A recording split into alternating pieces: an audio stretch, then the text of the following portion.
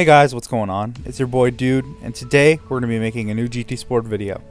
Now, they came out with a new update once again, the 1.23 update, and that's prompted me to do a video on the good, the bad, and the ugly on this particular update. I'm just going to cut right to the chase. They added new cars. This is good. This is a positive thing for this game because this game's car count when it first came out was very underwhelming. Some will argue that it's still underwhelming, but hey, at least they're trying to add cars, and I'm happy with that. The cars they added some compact cars such as the Daihatsu Copen, the Honda Beat, and the Honda S660. I really do like what they did with the Honda Beat and the S660, adding an old version and then adding a new version of essentially the same car. That's kind of cool to me. It's just kind of an homage to the old one, and yeah, that's definitely a good car, and a lot of people like that. Like the Beat in GT6, so I'm glad they brought it back. Another car I'm glad they brought back, the Mazda 787B. I've been driving this car like crazy, and I'm going to do a setup video on this car on this very YouTube channel, probably within the next week, and you guys will be able to play around with that. But that car was awesome. The F1 car, obviously the fan favorite, the one everybody's looking forward to, and we got it. There's also a portion of the F1 car I want to talk about in the bad. Because it's obviously had its issues, but let's not talk about that now. I'm trying to be positive here. So yeah, the cars that they added, I'm very happy with them personally. Let me know what you guys think in the comments below with the cars, and your opinion on what they should have added or what they can add in the future. So the second positive is the track. They added a new track once again, and I mean, this is not uncommon, so I almost want to put this neutral, but they did add a track this time that, it's really fun. It has a lot of different layouts, and you could have a good time on it. There's not much else to say about it, though, beyond that. The campaign mode, they did add some more events, most of which are pertaining to the cars that they added as well. But on top of the events that go with the cars that they added, they also added a Raptor Cup and some Gran Turismo trophies, and I don't know, man, it gives you more to do on the game, and that's definitely a positive thing. The whole scapes thing, being able to place a driver. If you're into taking a lot of photos, and this game's photo mode is bomb, bro, it is really, really, really good, then this is definitely the definitely a positive thing that you can place your driver wherever you need it to be. Other than that, man, I feel like the physics update, they changed the tire model, and now this is a really big thing for most people, and I want to go in depth on what they changed here. They said they changed handling during acceleration, deceleration, and cornering. The differences in grip due to tire temperature variations where the tire wear option is enabled has been adjusted. So essentially, when you're coming out of the pit on cold tires, or you run into the grass and you're coming back onto the road, you're going to have less grip. That is a positive thing.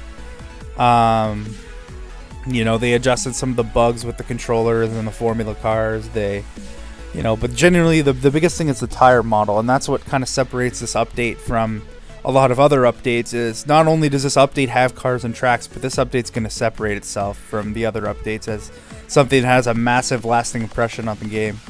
I'm going to put the tire model in the good because I feel like they're making an attempt to make the game more realistic. And that's what Gran Turismo is going for right now. Gran Turismo hasn't always been about the most realistic physics. I mean, maybe in their early days they were, but right now I think they're really trying to make a push to rival sim racing games, and get that player base to race with them and get people to take the game seriously. So that's definitely a positive. Yeah, even though, there are a lot of people who have a controversial opinion on the physics, I'm not really one of those people, but some people don't like the fact that the lap times have gone up quite a bit, like you can't go quite as fast as you could before. But the way I look at it, I mean, everybody's on an even playing field, everybody has to deal with the same physics, so, I mean, I think it was a good step. I think it was a step in the right direction. One more thing I want to put in the good is the livery editor. Basically, they've added customizable liveries to your helmet and now your suit as well, and I think that's really cool. Is it a game changer? Nah, probably not, but you know what, it's really cool. It's a nice touch, and I can tell you I've already been messing around with it, so that's definitely a positive as well. Alright, well, now I'm going to get into the bad. So, following the update, people were reporting a lot of issues with the Mercedes F1 car.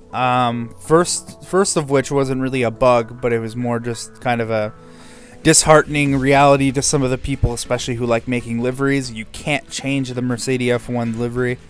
Now, I understand this from a PR point of view. You don't want people putting different things on your F1 car. Like, people will make it a Red Bull, people make it a Ferrari, you know. So what Mercedes decided to do is, you know, allow you to change the color on one of the models of the F1 car. But unfortunately, that means for us, we can't put decals, make our own liveries on the F1 car. And given the fact that this is the fan favorite car in the pack, it's kind of disappointing. But at the end of the day, I mean, there's not much you can do about it, and you have to understand and respect why they did it. So I know I put the track Circuit de Saint Croix in the good, but there is kind of a bad side to it. Not so much the track itself, but the fact that they haven't really added a lot of the real life tracks that we're missing. Yes, they got Sarth, you know, but they still haven't added Spa. They still haven't added Daytona. You know, they still haven't added a lot of tracks that were in Gran Turismo 6 or in other really, you know, popular sim or simcade games that they just don't have in this game. And I mean, I get that licensing is definitely not something that is it's very easy to, you know, accomplish, to get a lot of tracks into the game.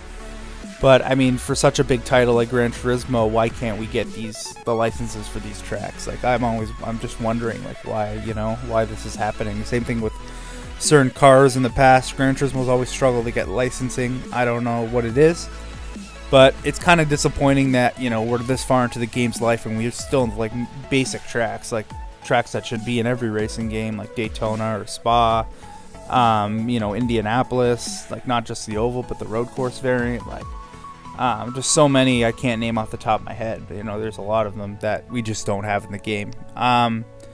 But that's kind of a bad thing. But at the same time, at least they did add a track, and they're, you know, giving us something fresh, which is positive. So I can't complain too much about that.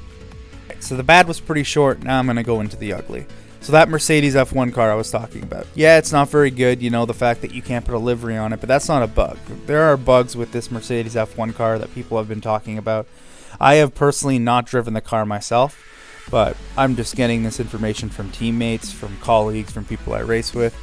There are a lot of issues with the car, with the engine brake. I hear a lot of people complaining about the way the car, you know, shifts and the way the engine brake is. It may be like that in real life, I don't know, but a lot of people are saying it's a bug. And if the, you know, the mass amount of people who play this game complain about it, I will take their word for it, even though I haven't driven it myself. So that's definitely not a good thing, and it's probably, you know, one of the more ugly things about this update. And hopefully something they address and fix if there, you know, are any ongoing bugs with this car. The next one is one I'm kind of don't have a strong opinion on, but again, a lot of other people seem to be really, really pissed off about it. And that is the brand central changes. How you can buy cars now with actual currency. People look at it as a pay-to-play. I personally look at it as, you know, you have the option to buy the car with credits and you have the option to buy it with money. And I mean, at the end of the day, yeah, that, you know, Gran Turismo has to make money, and I don't think people understand that concept. But at the same time, you know, a lot of people don't like the idea of micro DLC, and I completely agree with that. So I'll put it in the ugly.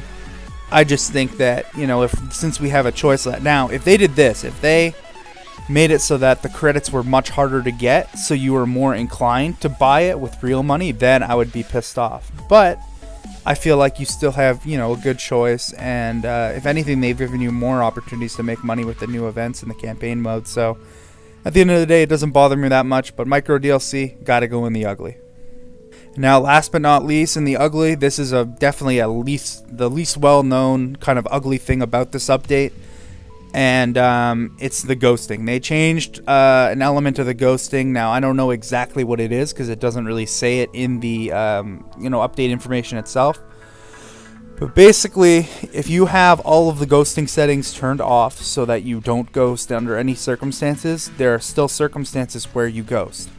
Now, where this affects the community is, number one, the dirty community. There are a massive number of people who race dirty on this game. Not the ones in sport mode who dive bomb you in turn one, you know, screw them. But the ones that knowingly race around Blue Moon and other tracks racing dirty, and they want to actually race dirty and it's fun for them and they have the boost on strong.